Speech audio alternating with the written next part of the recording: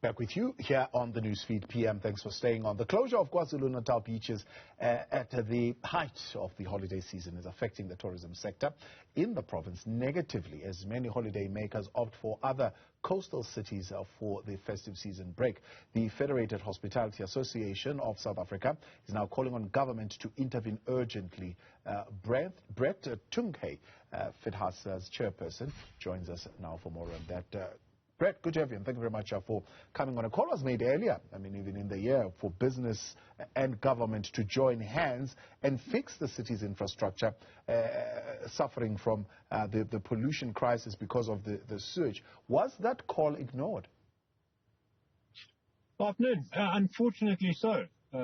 This crisis has been going on for years now.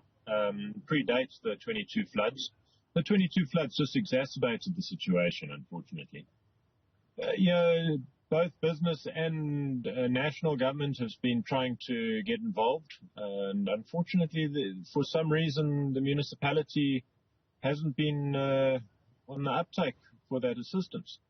So, we've been seeing, leading up to the season, high E. coli levels in the rivers. It's just been fortunate until now that we haven't had heavy rains. So that's, of course, prevented that the high E. coli count being washed out to sea. But the last 2 weeks we've had heavier rains coming into the summer season here in KZN. And, of course, those then flushed that E. coli count out into the beaches. On the brighter side, Durban's got over 23 beaches, and currently only 6 are affected. So it's not a total loss. Tourists still can select other beaches to go to. Yeah. And of course, it's not a provincial problem. This is eThekwini. You can still go up Mhloti, Belito, up further north towards Richards Bay, Cozy Bay, or South Coast, Margate, Port Shepstone, down south. Those beaches are all perfectly fine and safe for tourists to go to.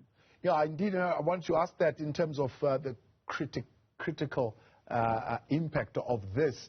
How closely linked are the available beaches to the lineup of tourists to come there and the number of tourists that you see?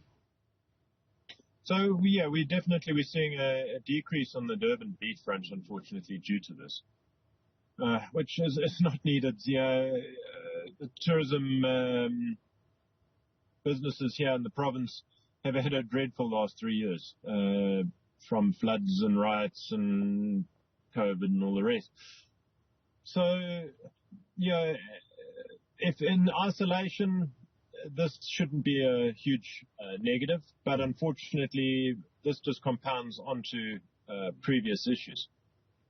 The other problem is that there was no forewarning. The municipality was not proactive in this, in terms of telling guys, listen, there could be an issue. What can we work around before the season? It was just I think they just worked on a hope that it didn't rain and the rivers didn't come down. Yeah. Unfortunately. They worked on an aggressive marketing campaign, one would say, certainly, to try and lure visitors to come. Did it work?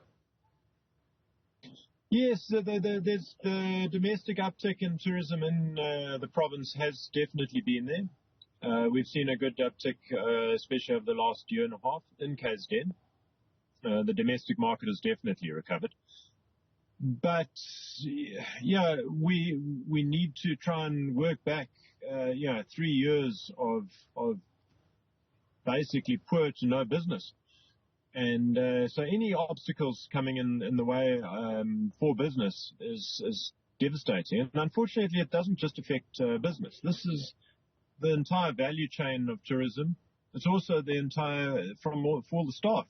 This is the time of year where a lot of accommodation establishments, restaurants, they bring on extra staff to accommodate with the higher tourist numbers. Staff get overtime. There's a large amount of tips earned by staff in the industry. And, of course, this has all been diminished. So it's not just the business owners that are feeling it. This has been felt by staff and businesses alike, unfortunately. What can the government do at this stage, local government in particular, because you're calling for them to actually take some action? What action can immediately improve the quality of the water? Unfortunately, there's very little that can be done in a very short period. These wastewater treatment plants take months to get going and be rehabilitated. What we need to see is and that's what it gets us so frustrated, is we do not understand the inactivity behind this by the municipality. Business is willing to assist. National government is willing to assist. We need to form basically, if we can get everybody around the table, we can probably within 3 to 6 months, we can have a significant turnaround and not have me again in another 12 months sitting here again having interviews. And this is deja vu for me. This was exactly what happened 12 months ago. I had these same interviews and we had these same issues, and it's just happening again. And we can't have this now for next year. It's too late for this season for a lot of the establishments. So we're still insisting the municipality needs to sit down and engage with business and the community and come up with a solution to this. Because this solution, this isn't just about tourism. Yeah. This is about the environment. Yeah. This is about, it's killing the fish in the rivers. It's going out into the seas. Vegetable farmers are, they can't pump water from the rivers because of the high phosphate contents. The effect is not just tourism, unfortunately. I suppose the effect is the economy of the province, largely that becomes impacted. For somebody who might not understand, I mean, yes, tourism plays a big part of it. I mean, especially this peak season, you've already mentioned the extra workers that are being brought in. But what else becomes impacted by this? You understand that the entire value chain in tourism is very deep. It's from the agricultural suppliers that are supplying produce to the restaurants. It's your companies that are taking that to the restaurants. It's your material companies supplying linen, chemical companies. It's the vehicle rental. It's an entire huge. That's why if you look at it in terms of the statistics, tourism only might be 4% of the economy as a direct.